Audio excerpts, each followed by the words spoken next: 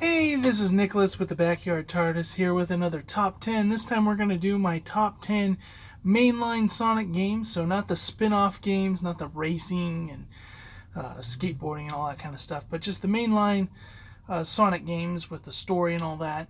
And I'm doing this because last week was the 30th anniversary for Sonic the Hedgehog. So very few games series have actually lasted where they're continuing to make games through that period of time. There's of course a lot of games that are older than that, but we don't see them today. So very few, and even fewer that aren't part of Nintendo. So this is kind of a big thing. And so throughout the week, I'm going to have this top 10. I'm going to have a game review and a comic review on the weekend. And I'm also going to talk about the 30th anniversary adventures. But let's get into this top 10 list. So my number 10 pick is Sonic CD. Now Sonic CD introduced a lot of cool features. The time travel mechanic, if you know me, you know I love time travel.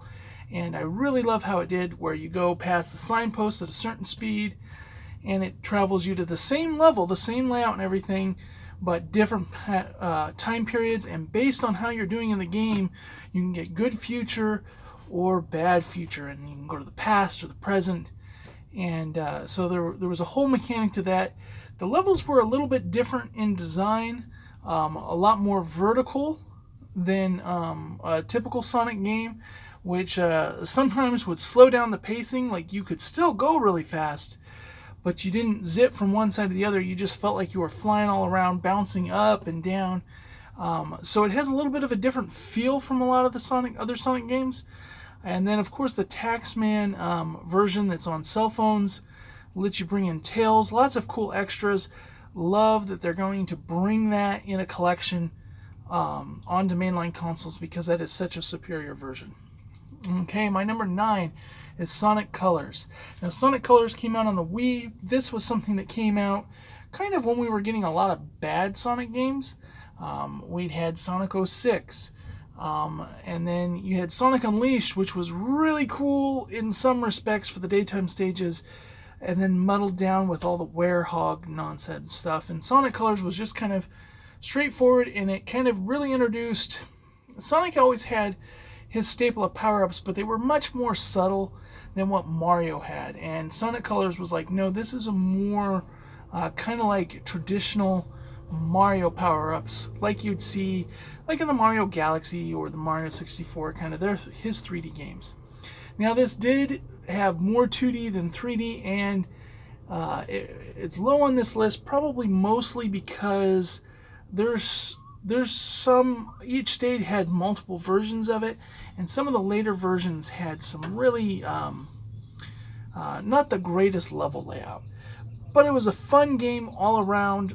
Liked it, enjoyed it. Was my first introduction to Roger Craig Smith, which at first I was set off about, and I'm looking forward to Sonic Colors Ultimate coming out as a HD remaster, getting it off of being just exclusively on the Wii, but onto more modern consoles. Number 8, Sonic Rush. This blew my mind. This made me get a DS. This game is just so much fun. This is the first true boost game. A lot of people talk about the boost games, the 3D boost games, but like in Colors and Generations and Unleashed Forces, but the Sonic Rush games really kind of introduced that. And I think this, the first one, is just such a blast. Such a blast. Number 7, Sonic Generations. Sonic Generations was a love letter to the Sonic community for the 20th anniversary. And this is just, in my opinion, an outstanding game. The storyline was nothing to write home about, but you know what? It wasn't bad. It wasn't a bad storyline. It was an anniversary title introducing classic Sonic and modern Sonic, and the wonderful thing about it was you had the classic levels done to all the modern, for every level there was a classic version and a modern version. So that meant that all the classic levels got 3D renditions, and all the modern levels got 2D renditions. Some awesome music, especially that City Escape kind of techno remix for the classic version. That was really cool. And just reworking and repolishing these levels. So even on the ones where it was a classic level, the 2D version wasn't a one-for-one. And this is just such an amazing level editor. The reason why it's not higher on this list wasn't enough levels. And there was never any DLC. Like this screamed DLC, and it just never happened. I apologize, of course, every time I start recording I get the noise. So moving on, number 6, Sonic Advance. This is the Game Boy Advance was really, to me, a real pillar of a game system. The Game Boy was already amazing, but the Game Boy Advance was basically a pocket Super Nintendo. It was even better in a lot of ways than the Super Nintendo, and it was really exciting to see the things possible, on this little handheld. But one of the things that I thought was really interesting is that Mario didn't really have a good run on the Game Boy Advance. There was no original real games. He launched with a bunch of collections of his older games, both the NES and SNES games onto it. Not Sonic's. This was Sonic's introduction to third party, and he went wild on the Game Boy Advance. Did a lot of great games, but the first Sonic Advance game to me was perfect. It catched just that little bit between classic and modern Sonic for a mix that I think is something that I would like to see more of in this style. Now, my number 5, Sonic 3 and Knuckles. Yes, this is where the and Knuckles meme comes for. This is lock-on technology. These are 2 games. I'm cheating. I'm putting them as one because you can stick. This is a game that was so big, they couldn't fit it all in one cart. They couldn't get it done in time, so they split it into 2 carts and created a cart that you could attach other games to. This is the game. So for me, as a kid, we couldn't afford a video game system, and I want a copy of Sonic 3. And I asked my parents if we could get it, and at the time they said, well, maybe someday. And so I spent years reading that manual to Sonic 3, dreaming about what video games were like. And then I happened to be at a yard sale and bought a Genesis for like $20 with Sonic 2, different things. That's how I got it. But this Sonic 3, like, this game is amazing. Some of the most beautiful level music are in this one. And of course, the infamous barrel, that always, I never really got as a kid to experience the later parts of the level because it was before the internet and I couldn't figure out how to get past the barrel and that horrible music that just played over and over in my head. But still, I love Sonic 3 and Knuckles. Okay, number 4, Sonic Adventure 2. This was the introduction of Shadow, and it was the first time you got to play as Dr. Eggman, which was a big deal for me. A lot of people don't like the shooting levels in this. I really like the ones with Dr. Eggman. The ones with Tails kind of seemed a little bit harder, a little more out of place, a little more clanky, and I would have preferred to have Tails control like regular Tails. Likewise, the treasure hunting, they doubled that up with Rouge. Wasn't a big fan of that. Wasn't a fan of how they nerfed his Emerald Charge sensing ability on Knuckles. So there were some of those things. But if that story isn't hype, and some of the best Sonic music, Crush 40 at his peak, Live and Learn, like, there'll be more on that when I talk about the symphony. But Sonic Adventure 2, like, story-wise, this is just peak Sonic story-wise. This is what everybody wants them to go back to. So I really love this. Some of my favorite levels are in this, but it doesn't get further up on the list because of some of those detractors. Now, my number 3 is Sonic Adventure. Sonic Adventure blew my mind. I saw Dreamcast display in a Toys R Us. Played that. I picked up Biggs the Cat, and I'm walking around in him, and I couldn't figure out what it is, but man, I walked away being like, that game is awesome. Now, kid me playing 2D games, played Biggs the Cat for a few minutes, didn't even realize he could fish, and thought that game was awesome. Everything about this game is awesome except for Biggs the Cat. But as a meme, he's become awesome. But yeah, playing him in that game is not awesome.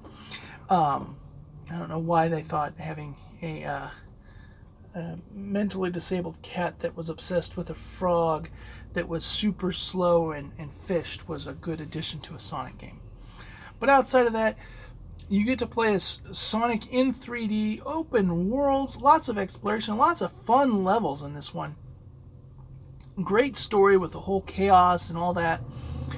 But when it comes to story, E102 Gamma, his story, he's one of the shortest story arcs in that, but he had such character growth from beginning to spoilers, his death, really, man, every time I record, but really great overall character. So truly love Sonic Adventure. Okay, my number 2. This was my number 1 for a long time. Sonic the Hedgehog 2. It was the first game I popped into the Genesis. I played it. I fell in love with it. You know, a lot of people have nostalgia for Green Hill. Emerald Hill is my first level 1 for Sonic. I think it's superior in every way to Green Hill. And then you have stuff like Chemical Plant Zone. You know, just everything about this game really speaks to me. Casino Night Zone, like this game, and one of the things I loved about this game that some Sonic games don't do so well is this game truly had difficulty progression.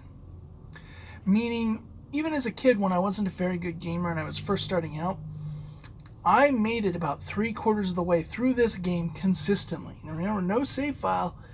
I would do that and have to start over back at the beginning the next time I go, and I'd get to a point, the oil ocean level was a lot of times where I would get stuck.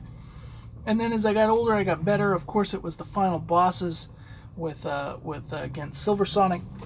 But to me, this game captures what they mean when they talk about blast processing, about Sonic speed. It's this game. This is Sonic 2D platforming, rewarding you for being good with improved momentum. Sonic 2 will always be a beloved gem in my heart. So what beats it? What could possibly beat Sonic 2? Sonic Mania. Christian Whitehead and his team, Taxman, all Headcanon, like they all came together. They produced this thing. It's just a beautiful game. Beautiful game. Takes classic levels, a lot of retro things, classic 2D sprites, but it shows like what we could have got. Say if they had made a Sonic game on the Saturn, a 2D Sonic game, what it would have looked like, or on the 32X. What Sonic 4 should have been is what Sonic Mania is. But it also takes some old levels and remixes them with completely new mechanics. Like Chemical Plant specifically really stands out to me as being amazing. But I really like Press Garden, of course, Studiopolis. These are great levels. Great levels.